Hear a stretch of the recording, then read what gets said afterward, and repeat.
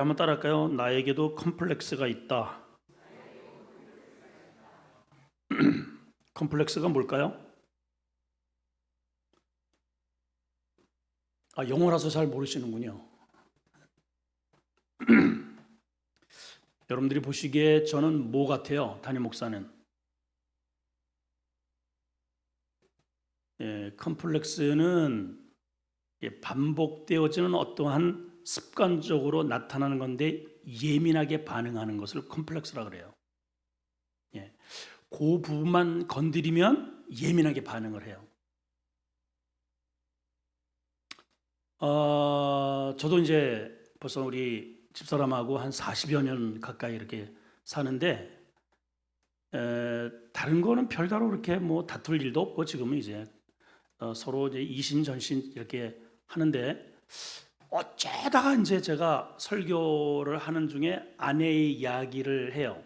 저는 농담으로 이 정도는 충분히 받아줄 거라고 확실하게 믿고 이제 농담이에요, 그냥. 그런데 그게 과민 반응으로 대두리가 될 때가 있어요.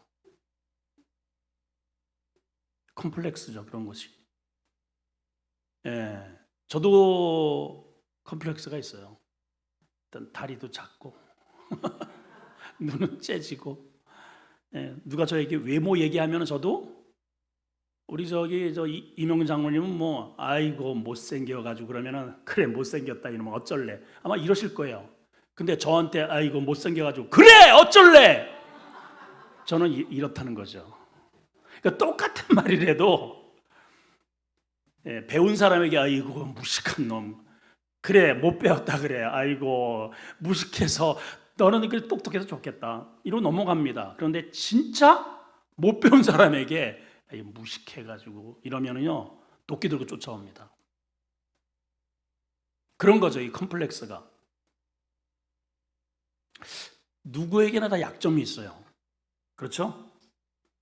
장점도 있지만 다 약점이 있는데 이 약점을 자신에게 있는 그러한 좀 부족한 부분이 믿음으로 잘 성화되지 않으면 그것이 가정생활, 직장생활, 교회생활, 하나님과의 관계 이 모든 영역에 문제가 드러나요.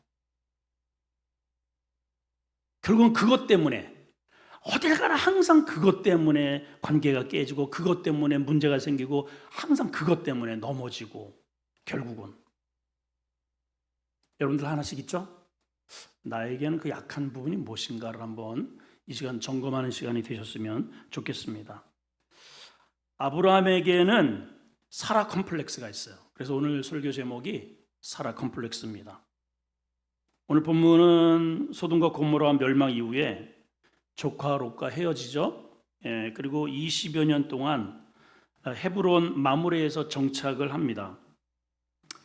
그러다가 남방 그랄 땅으로 이방 땅으로 이주를 하는 과정 속에 또 생겨진 그러한 사건입니다.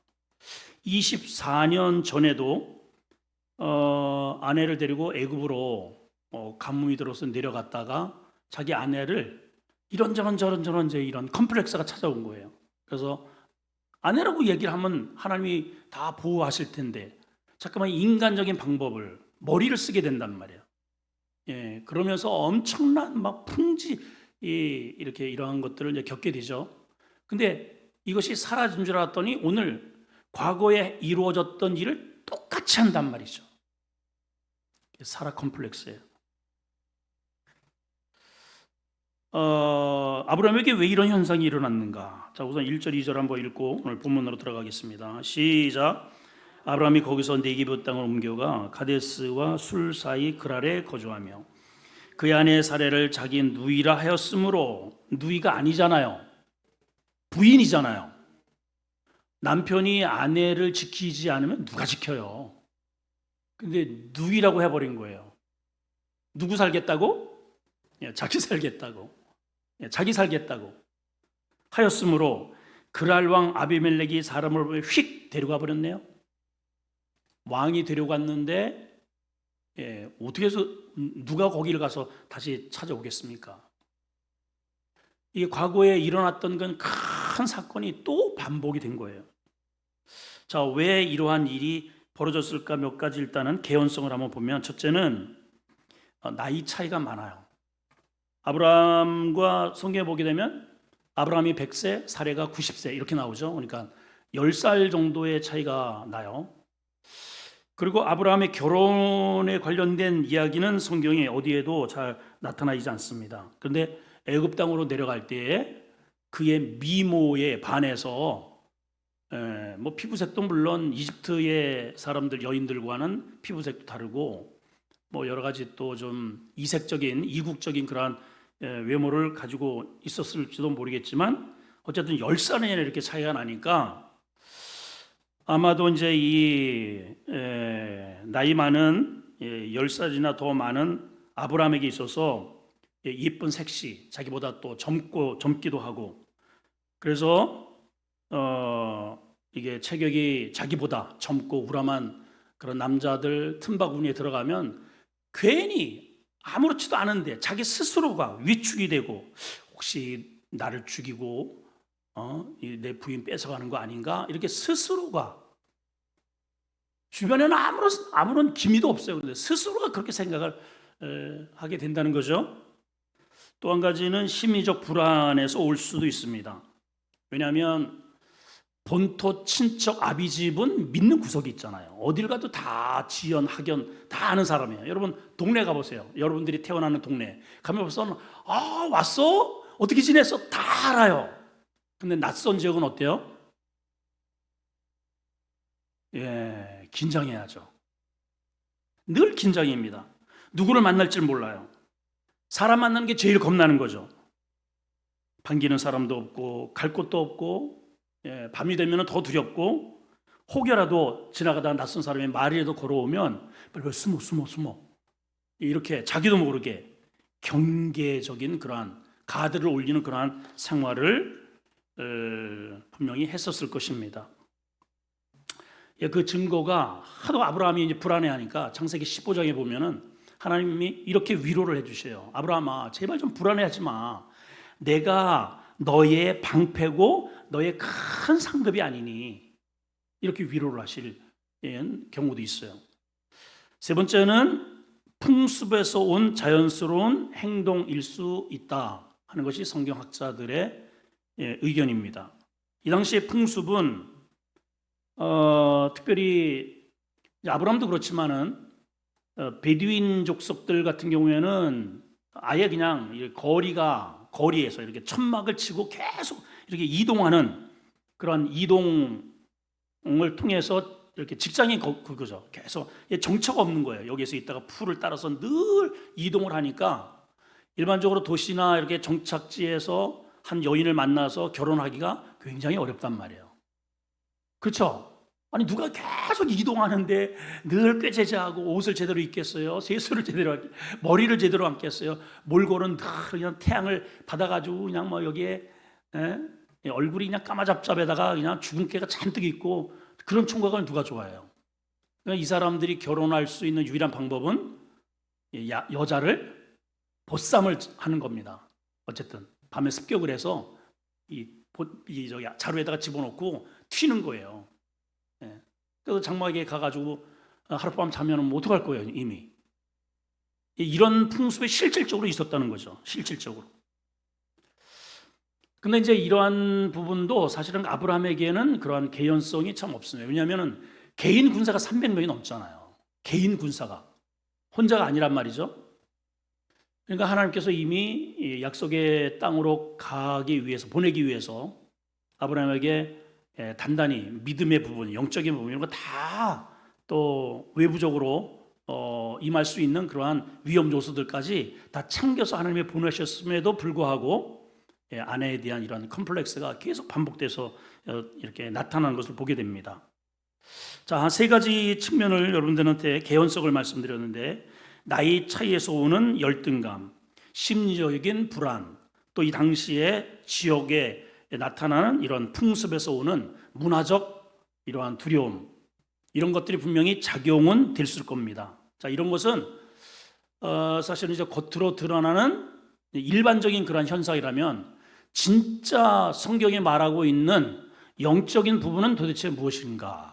우리 이제 이거를 좀 파헤쳐 봐야죠.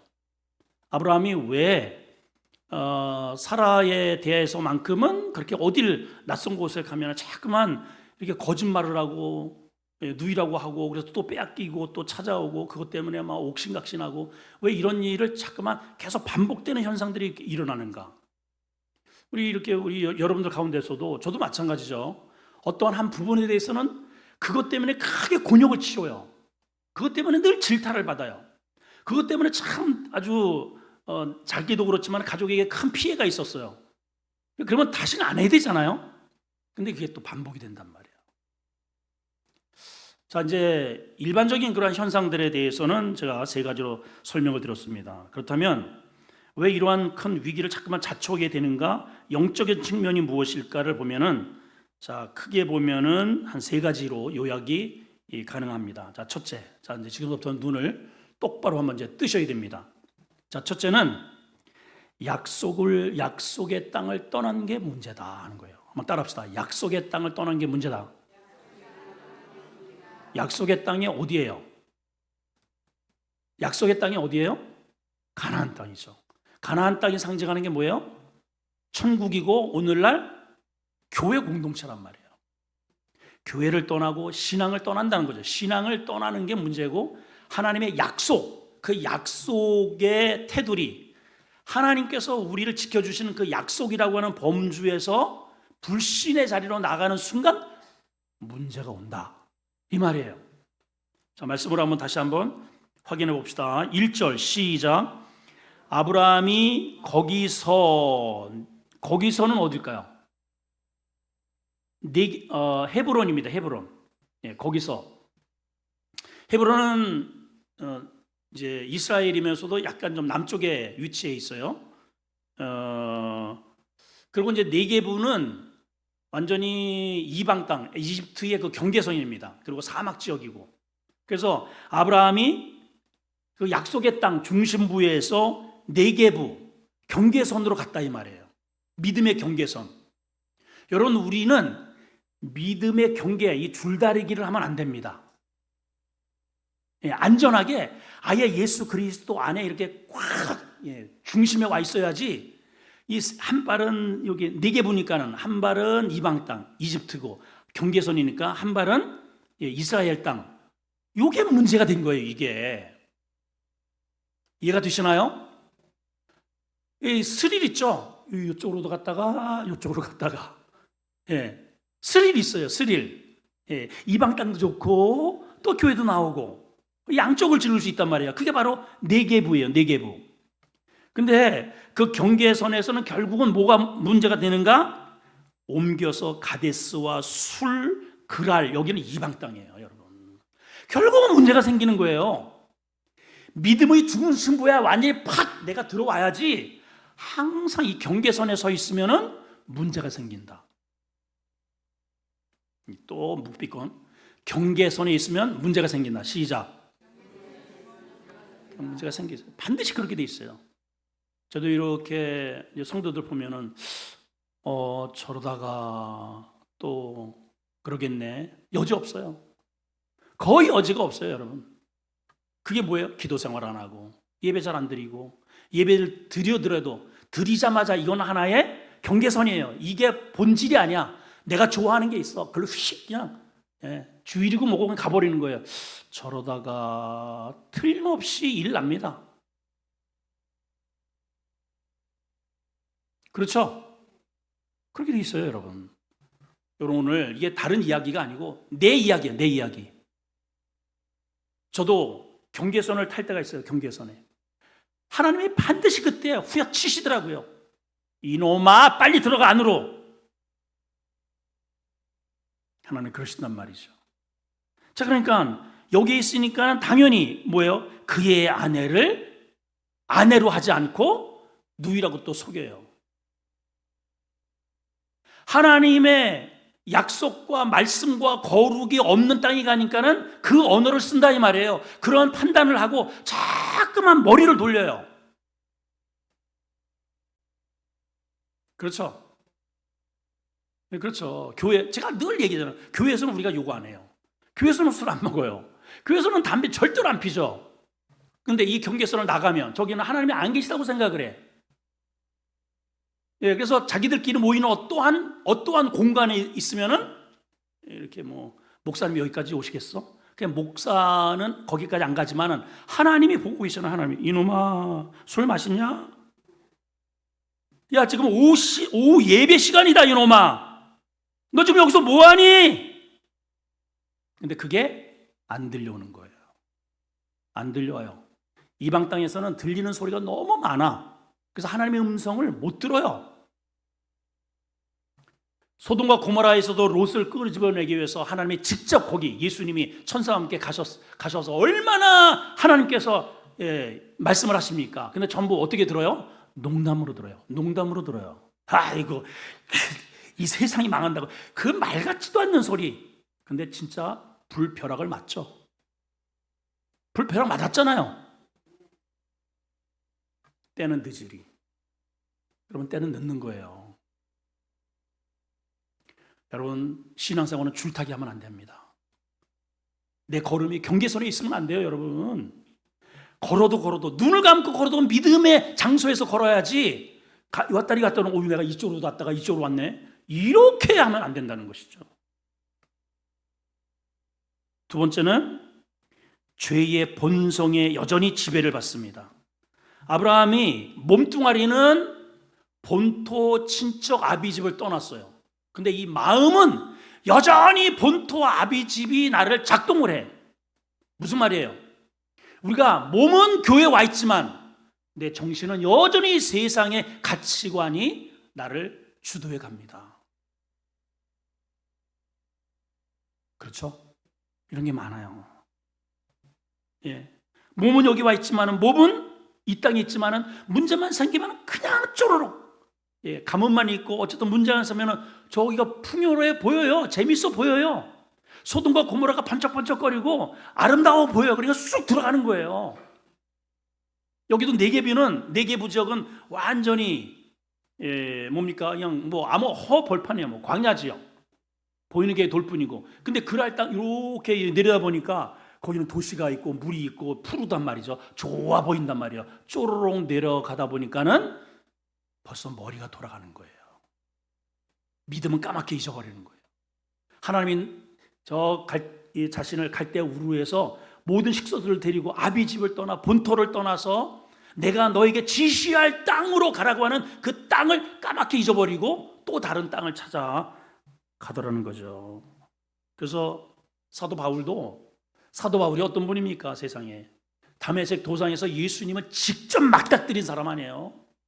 1차 전도에 2차 전도에 세상에 루스드라에서 돌에 쳐서 죽은 줄 알고 내쳤는데 다시 그 성에 들어가서 더베로 가가지고 복음을 전할 정도의 그러한 사람이었음에도 불구하고 사도 바울이 뭐라고 고백을 하냐면은 내 안에 두 개의 법이 치열하게 싸운다. 나 죽겠다 진짜 이것 때문에 이런 고백을 해요.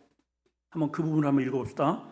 로마서 7장 23절 24절입니다. 자, 띄워주시고 시작. 내 지체 속에 다른 법이 내 마음의 법과 싸워. 자, 저를 보시고 내 지체 속에 내 안에 내 속에 내가 원하는 법이 있어요. 이거는 성령의 법이에요. 그렇지. 내가 믿음의 사람 아니야. 내가 직분자인데 이렇게 살아야지. 기도해야지.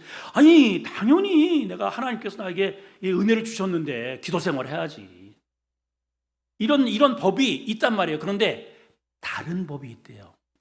다른 법.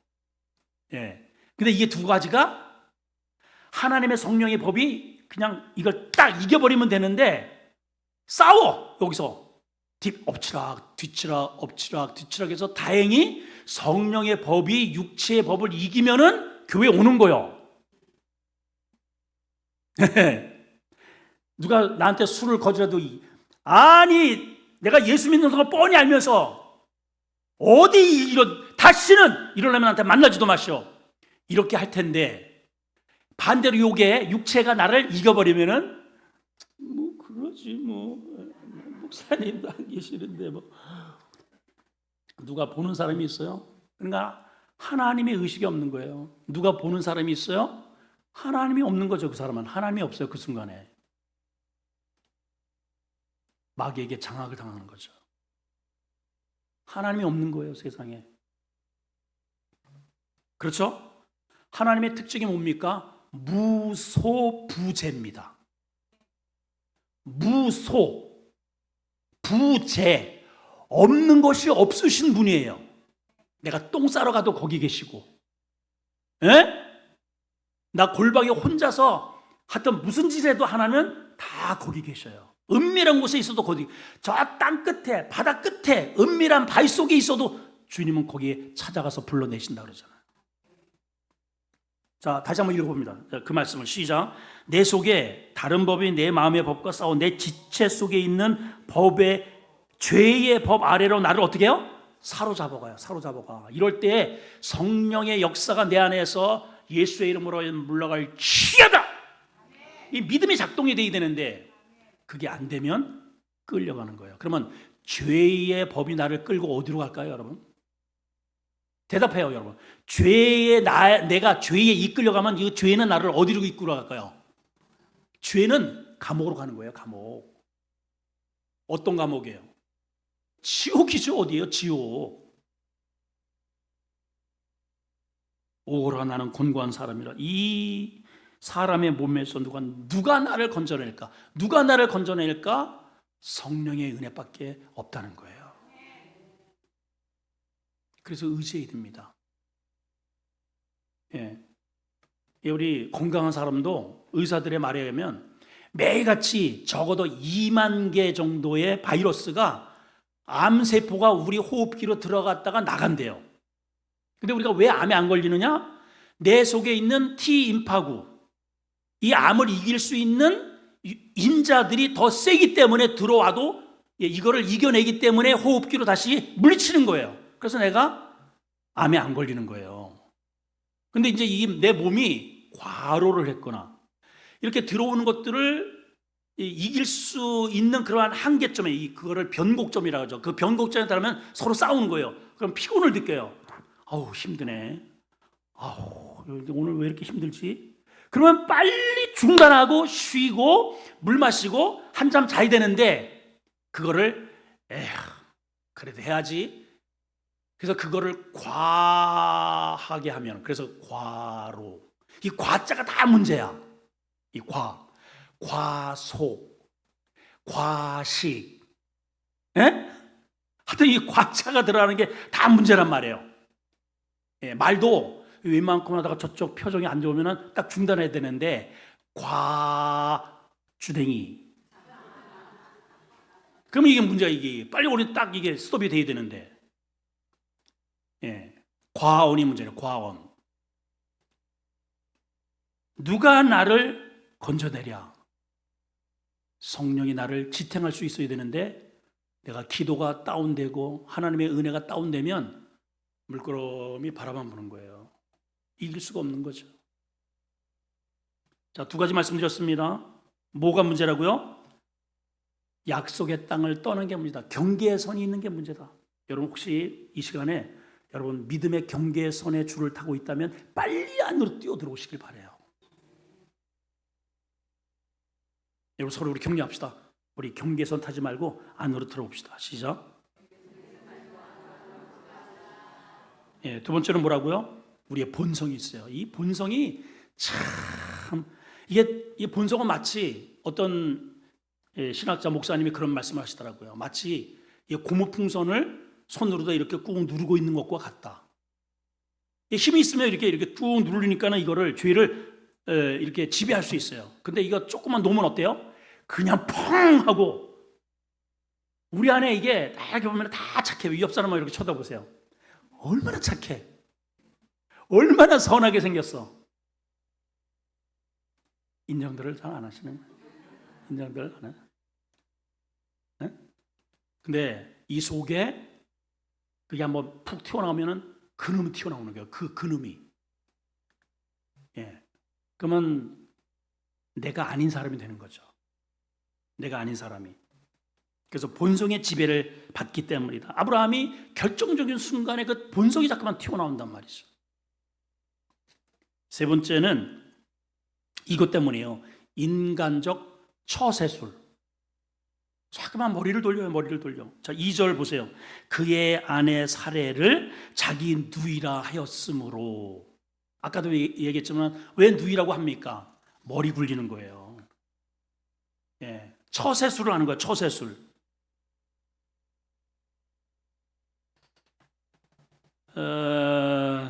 자, 그렇다면 그렇게 해서 처세술 머리를 잘 굴려가지고 성공했느냐? 성공했어요? 전에도 그 자기 머리 굴려가지고 그냥 막 처참하게 엄청난 아주 혼쭐이 났잖아요. 근데 또 머리가 돌아가. 여러분, 결정적인 순간에는 내 머리가 돌아가면 안 되고 성령의 말씀이 돌아가야 됩니다. 말씀이 돌아가야 돼요. 내 속에서 말씀이 다 이렇게 돌아가야 됩니다. 그러면 살아요. 말씀은 생명이거든요. 예, 생명. 자, 네 번째는 자꾸만 사람을 인식해서 그래요. 사람을 두려워해요. 사람을 두려워해요. 자, 시편 37편 28절에 보면 하나님께서 우리에게 어떤 말씀을 주시면 이런 말씀을 주셨어. 한번 보세요. 시작. 여호와께서 정의를 사랑하시고 그의 성도를 뭐한다? 버리지 않으신대요. 여러분, 이 한마디만 내 안에서 작동을 한번 해봐요. 하나님은 정의를 사랑하시고 그의 성도, 우리가 성도잖아요. 절대로 버리시지 않는다. 자, 그 다음에 시작. 그들을 어떻게 해요? 영원히 보호를 받으니 악인의 자손은 끊어지리라. 이 한마디, 이 한 말씀만 딱 가지고 있으면 뭐가 걱정이에요? 뭐가 걱정입니까? 하나 더 볼까요? 이사야 31.5절 시작. 새가 날개치며 그 새끼를 보험같이 나 만군의 여호와가 예루살렘을 보호할 것이라. 예루살렘은 뭡니까? 성도죠. 교회를 보호하고 그 안에 있는 우리 성도들을, 새가 날개치며, 여기는 독수리를 뜻합니다. 보호할 것이라. 그 뒤에 시작. 그것을 호위하며 건지며 뛰어넘어 구원하리라. 강을 뛰어넘고 어디든지 하나님께서 우리가 위기에 빠졌을 때 다가오셔서 우리를 건져내시고 들어올리시고 구원하시고 보호하시고 지켜주시고. 아브라함이 하나님의 말씀 처음에 믿고 출발을 했잖아요. 근데 점점 현실적인 문제에 부딪히다 보니까 하나님의 말씀은 사라지고 자꾸만 인간적인, 사람이 두렵고 현실적인 것들과 계속해서 타협을 하게 되더라 이거예요. 사실 우리가 100% 나에게 있는 약점을 다 보완해서 살 수는 없습니다. 그렇지만은 그렇기 때문에 우리가 끊임없이, 그래서 나에게 약점이 있고 내 힘으로 안 되는 게 있기 때문에, 그래서 늘 하나님 앞에 나와서 하나님 다시 한번 이 연약한 저를 잡아주시고 붙잡아 주시고 세워주셔서 세상 가운데에서 담대하게 그리스도의 사랑을 증거하고, 두 눈 똑바로 뜨고 기죽지 않고 살게 하옵소서. 그리고 당당하게 가는 거죠. 여러분 저를 보세요. 저도 촌놈의 아버지 어부고, 가난한 농부의 아들이고, 뭐 내세울 곳 없고, 딱 한 가지 저한테 있어요. 기질이 하나 있어요. 기질. 내 안에 계신 하나님이 나보다 크시고 세상보다 크시지 않느냐. 우리 동기생 850명이 있지만은 내가 우리 동기생 가운데 그래도 뒤지지 않는 목회하리라. 하나님이 나와 함께 하시면 가능하다. 처음부터 그렇게 출발하고 여기까지 왔어요. 그렇게 해 주시더라고요. 돌아보면 기분 좋아요. 진짜예요. 여러분 늦지 않았습니다. 지금부터라도 여러분 찌질이로 살지 말고, 하나님의 자녀 아니에요 내가? 잠깐만 세상 이끌려서 세상의 그런 짜잘한 그런 쾌락에 내 몸뚱아리를 거기에 뺏기지 말고 이걸 좀 카트하고 끊어낼 줄 아는 그런 지조 있는 믿음이 되어야 됩니다. 왜 끌려다녀요? 왜? 세상에 왜 끌려다닙니까? 하나님의 자녀가. 그렇지 않습니까? 만군의 여호와께서 예루살렘을 보호하실 것이라. 나를 보호하는 자는 예루살렘, 만군의 여호와가 보호하시는 거지 세상이 아니에요. 세상이 아니에요. 자, 결국은 어쨌든 간에 부인을 뺏겨버렸어요. 자꾸만 머리 쓰다가 또 이런 일이 발생됐습니다. 자, 그런데 만약에 여기에 하나님이 개입하지 않으셨더라면 또 엄청난 일이 발생될 뻔했겠죠. 근데 그 밤에 하나님이 개입을 하셔요. 자, 3절에서 6절까지 하나님이 어떻게 개입을 하셨는지 다시 한번 이렇게 쭉 살펴보시고 결론을 한번 내보도록 하겠습니다. 자, 한번 봅시다. 3절 시작. 그 밤에 하나님이 아비멜렉에게 현몽하시고 그에게 이르시되 내가 데려간 이 여인으로 말미암아 내가 죽으리니 그는 남편이 있는 여자라. 그만. 자, 잘못은 누가 했어요? 아브라함이 잘못했어요. 잘못은 아브라함이 잘못했어요. 그런데 하나님이 누구를 혼내요 지금? 아비멜렉을 혼내요. 아니, 그러니까 그 밤에 아비멜렉이 만약에 현몽해서 그에게 어쩌고 저쩌고 하나님께서 이렇게 역사하지 않으셨더라면 꼼짝없이 빼앗길 뻔했는데 아브라함을 하나님이 찾아가지 않고 하나님께서 아비멜렉을 찾아가셔서 혼쭐을 내십니다. 그 여인은 뭐라고 말씀하셔요? 내가 데려간 이 여인으로 말미암아 내가 죽으리니 그는 뭐가 있다? 남편이 있는 여자라. 왜 그 아비멜렉이 잘못한 게 아니고 아브라함이 잘못했는데 왜 하나님이 아비멜렉을 죽이려고 하실까? 자, 이게 아주 여기서 굉장히 중요한 우리 영적인 교훈이 하나 있는데 그게 뭐냐면 하나님의 의의 기준과 세상이 생각하는 의의 기준이 다르다는 거예요. 지금 이해가 되시죠?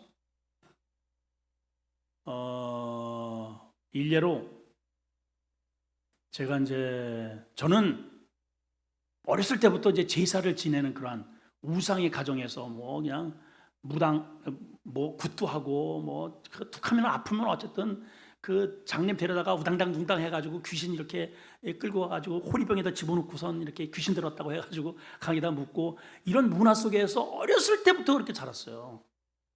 그리고 사랑방에 이 저녁만 되면은 겨울만 되면은 아버지하고 그 동네 사람들 매일 모여가지고 화토 쳐요. 그게 이 동네 사람들의 일상이야. 겨울에 할 일이 없으니까. 그럼 저는 매일같이 거기에 심부름하고 막걸리 갖다가 이렇게 하고 그게 별다른 그게 없어요. 그래서 어쨌든 결혼을 했단 말이에요. 하루는 자기야 나 오늘 동기생 모임 있어가지고 갔다 올게. 갔다 와서 밥을 먹고 와야 할 시간인데 거기에 발목이 잡혀가지고 늦게 온 거예요. 집사람이 혼자 아내가 대전이 있는데 기다릴 거 아니에요? 뭐 하다 왔냐고. 그래서 끝나고 나서 고스톱 좀 치고 왔다고 그랬단 말이에요. 쫓겨났어요? 그래 되겠다. 아니 남자가 가가지고 고스톱 좀 칠 수 있지 그걸 가지고 그렇게 여자가 이렇게 빡빡대냐고 내가 막 그랬죠. 그랬더니 그때 지금 벌써 이 결혼 초기의 이야기잖아요. 이게 제 결혼 초기. 우리 그때 손자매님이 저한테 해준 따끔한 한마디가 아직도 기억이 나요. 당신이 그 사람들하고 같아? 그 마디가요. 이게 얼마나 그게 저한테 큰 울림이 되었는지 지금 수십 년이 된 제가 기억을 하잖아요. 그때 정신이 번쩍 들더라고요. 저는요 싸우면요 꼭 교회 가서 회개했다. 그 옆에는 항상 우리 또 그때는 제가 대전 거기 옆에 있는 그 신학교가 있어요. 그 신학교를 다녔던 때인가 그 동기 전도사님이 그 교회 하는 데가 거기 가가지고 하나님 죄송합니다. 또 잘못했습니다. 제가 그래가지고 기도하고 들어와서 무릎 꿇고 늘 빌죠. 항상 내가 잘못이야. 이게 바로 그런 거예요. 세상의 기준은 아니 뭘 그런 걸 가지고 그래 이렇게 기준이 그래요. 아니 무슨 한잔 먹을 수도 있는 거지. 아니 고스톱 칠 수도 있는 거지. 아니 인생 이 정도로 이렇게 성공해가지고 벌었으면은 아니 여자 한두 명 이렇게 좀 건드릴 수 있는 거지 그게 뭘 큰 대수라고. 이해가 되시죠? 하나님의 의의 기준은 아니라는 거죠. 그게 하나님의 눈으로 봐서는 죽일 만큼 위험스러운 일이라는 거예요.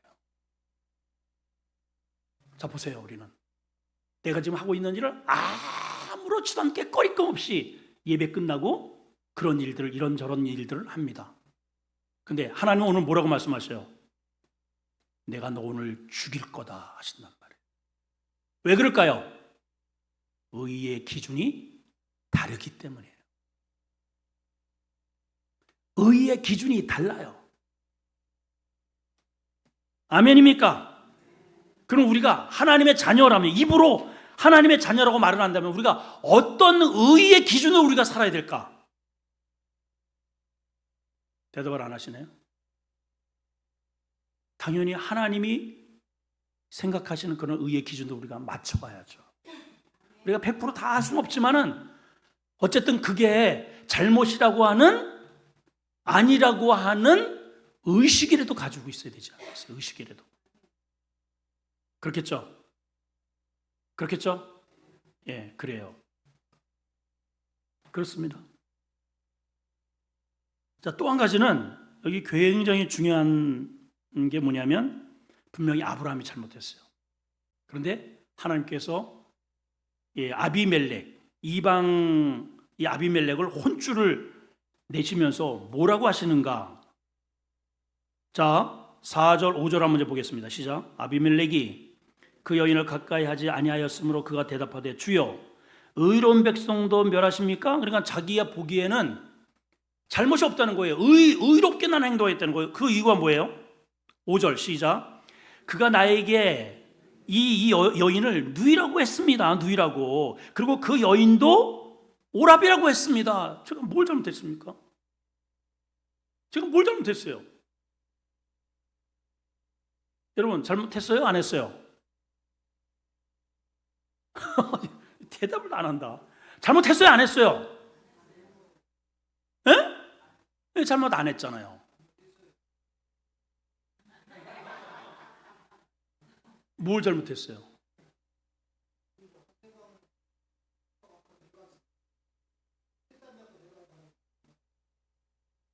아니, 누이라고 했고 본인도 부인이 아니라고, 아니 남의 부인이 처녀인 줄 알고 데려왔잖아요. 처녀인 줄 알고.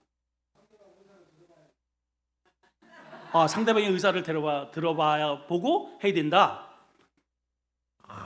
참 우리 하태문 집사님이 참 예리하시다. 나이를 그냥 드신 게 아니에요.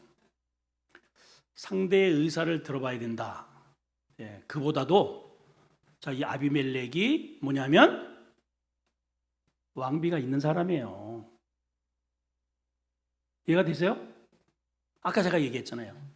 기준이 다르다라고.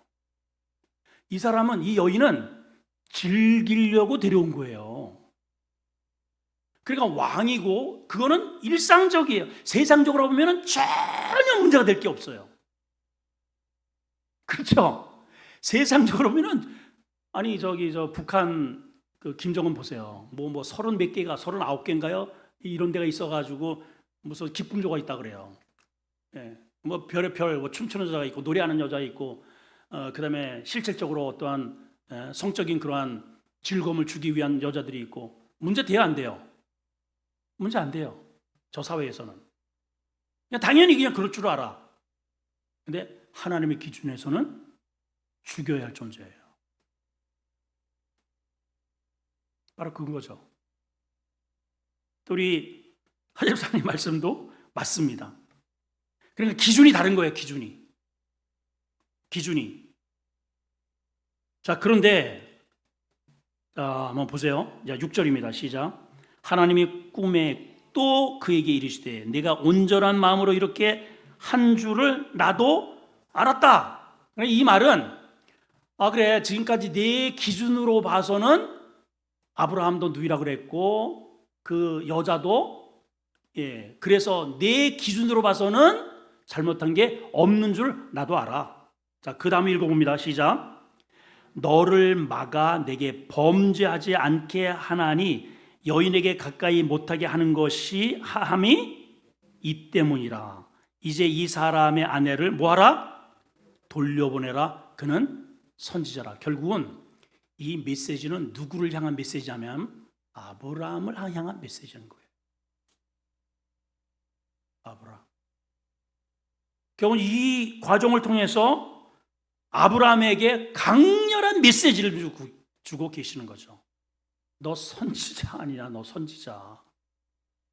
선지자가 하는 역할이 뭡니까? 하나님의 말씀을 받아서 이 무지몽매한 백성들에게 하나님의 뜻을 선포하고 죄로 가는 것들을 막게 하고 죄에 관련돼서 이러한 하나님의 진노를 선포하고 또 하나님의 용서를 선포하고 이 중간에 이러한 일을 하는 것이 선지자인데 자기 가정 하나 다스리지 못하는 이러한 선지자의 연약성을 하나님께서 아브라함에게 이 말씀을 통해서 보여주십니다.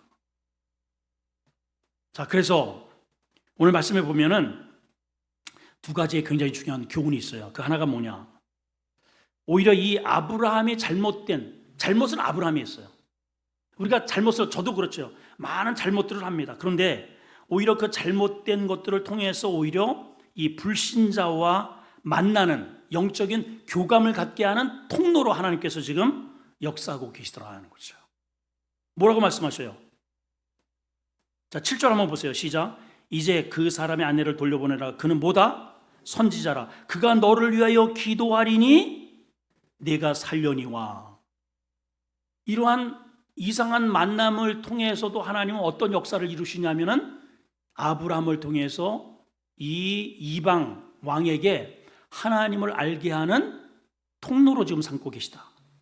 두 번째는 이 말씀 속에서 우리가 가져야 할 굉장히 중요한 교훈이 있습니다. 내게 있는 컴플렉스를 극복하지 못하면 늘 나로 인해서 다른 사람을 죄를 짓게 만든다 이 말이에요. 그렇죠? 그렇죠? 예. 이 아비멜렉이 무슨 잘못이에요? 솔직하게 얘기를 했으면 되는데 괜히 내가 이렇게 잠깐만 앞서서 이런저런 문제가 야기될 것으로 미리 짐작을 해가지고 자라보고 놀란 가슴 뭐 보고 놀란다고? 소뚜껑만 보다 그냥 막 기절을 한다고. 그런 거죠. 우리 가끔씩 집에서 보면은 계곡상잔 소리가 같은 게 가끔씩 여러분들이 듣는지 모르겠어요. 베란다 같은 데 보면 와! 이런 소리가 이제 종종 들려요. 또 왜 그래 보면은 그냥 까만 거 뭐 하나 이렇게 떨어진 거예요. 이렇게 까만 거. 근데 이제 바퀴벌레다 뭐다 해가지고 자라보고 놀란 가슴 소뚜껑 보고 놀란다고. 그건 마찬가지예요. 우리에게 있는 컴플렉스를 나에게 있는 다 여러분 마찬가지예요. 나에게 부족한 부분이 있잖아요. 그것이 극복이 안 되면 어렸을 때 가난하게 살았다든지 부모에게 사랑을 받지 못했다든지 뭐 여러 가지 이런저런 그런 것들이 있어요. 나를 감싸고 있는 어둠의 그런 그림자들. 근데 이것이 다른 것으로는 안 되고 하나님의 사랑으로 이게 채워져야 됩니다. 그렇죠? 이 모든 게 다 사랑 결핍이에요. 다. 컴플렉스는 전부 사랑 결핍에서 오는 거거든요. 근데 하나님께서 우리에게 무한장의 사랑을 쏟아 부어 주셨잖아요. 그러니까 예수 안에 있는 자에게는 결코 정죄함이 없다 그랬어요. 다윗도 그러잖아요. 자기가 왕입니다. 이미 벌써 부족한 게 없어요. 그런데 다윗도 늙음하게 마지막 시 한 편을 남기는데 23편이란 말이에요. 여호와가 나의 목자이시기 때문에 내가 뭐하다? 부족함이 없도다. 그가 나를 푸른 초장으로 인도해 가시고 쉴 만한 물가로 사망의 음침한 걸저기를 걸어도 눈 하나 깜짝하지 않는다. 왜냐? 그분이 지팡이가 있지 않느냐. 나를 의의 길로 인도해 가실 것이다. 그래서 내가 평생에 나는 하나님의 오직 선하심과 인자하심 나를 따르리니 내가 여호와의 집에 영원히 나는 살 거다. 이게 그가 마지막 남긴 시예요. 다윗도 컴플렉스에 있었잖아요. 다윗도 부모 사랑 못 받았습니다. 오죽하면 다윗이 시은 시 가운데서도 부모도 자기를 버렸다는 표현을 해요. 그게 얼마나 아픈 상처예요, 여러분. 그리고 장인에게 10여 년을 쫓기면서 이렇게 합니다. 그러니까 이런 권력과 이런 세력이 있는 자들만 보면은 이렇게 미연에 그냥 막 이게 겁을 내는, 뭐지 이런 말씀 드려서 이게 맞는지 모르겠지만, 이 사실은 박정희 대통령이 우리 나라의 근간을 정말 기반을 잘 세웠다고 저는 진짜 그렇게 평가하고 싶어요. 그리고 그 딸 박근혜 씨가 대통령이 된 것은 그 아버지의 후덕 아니겠어요? 그래서 저 양반도 아버지의 그런 모습을 엄마 대신해서 늘 쫓아다녔기 때문에 하면은 잘 할 것이다 라고 백성들이 사실은 그렇게 해서 대통령을 세워줬죠. 근데 뚜껑을 열어보니 그에게 어떤 컴플레가 있었어요? 엄마 총 맞아 죽고 아버지 총 맞아 죽고 자기도 총 맞아 죽을까봐 방에서 나오질 않았다 그러잖아요. 그 여인 하나 세워놓고서 그냥 다 맡기고, 그게 문제가 되지 않았습니까? 그렇죠? 이게 꼭 뭐 정답이라고는 저는 생각을 안 하지만, 제가 생각하기에는 오늘 성경과 이렇게 맞닥뜨려 보면 해결이 안 된 거죠. 해결이 당당하게 어깨를 펴고 백성이 나를 지켜줄 거다, 나를 지지하는 사람이 있지 않는가, 아버지가 그렇게 당당하게 정치를 했으니까 나도 그 기질을 발휘해서 아버지 이상으로 내가 이 나라를 잘 세워갈 거다, 이랬으면 얼마나 좋겠어요, 대를 이어서. 근데 그렇게 하지 못했단 말이에요. 오늘 이 이야기는 나의 이야기입니다. 나의 그러한 아픔이 있어요.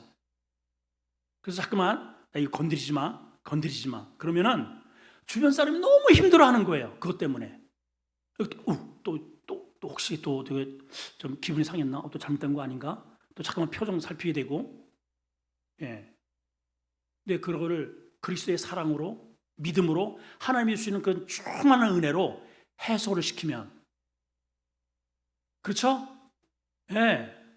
뭐 무식하다 한들, 그래 나 무식해, 어쩔래? 그래 나 무식하다. 아유 키는 난다니, 또 그래 나 똥자루다, 어쩔래? 하는 거예요. 나 하나님의 자녀인데. 아유 가진 것도 없이, 그래 세상에서는 가진 것 없으나 나에게는 하나님이 계시고 풍요가 있고, 너 나만큼 부자야? 우리 아버지가 하나님이야, 까불지 마, 이러고 나간단 말이죠. 할렐루야. 자, 몇 분 인사합시다. 우리 컴플렉스 없이 살아가 봅시다. 시작. 하나님 감사합니다. 누구나 다 컴플렉스가 있습니다. 아브라함에게도 믿음의 조상임에도 불구하고 사라 컴플렉스가 있습니다. 어디 지역만 가면 항상 반복되는 이런 것 때문에 곤욕을 치릅니다. 나에게도 다른 건 다 좋은데 이 부분 때문에 지금까지 사람들을 힘들게 하고, 또 교회 공동체에서도 어렵게 하고, 이 부분이 해결되지 않아서 지금까지 온 부분이 있습니다. 주님, 예수 안에서, 성령 안에서 우리가 이 부분을 해결받게 하여 주시옵소서. 누구든지 그리스도 안에 있으면 새로운 피조물이라고 했습니다. 하나님, 죄 안에, 예수 그리스도 안에서 우리에게 자유를 주셨습니다. 하나님, 우리가 주 안에서 자유를 누리는 믿음의 성도가 되게 해 주시옵소서. 예수님의 이름으로 기도합나이다. 아멘.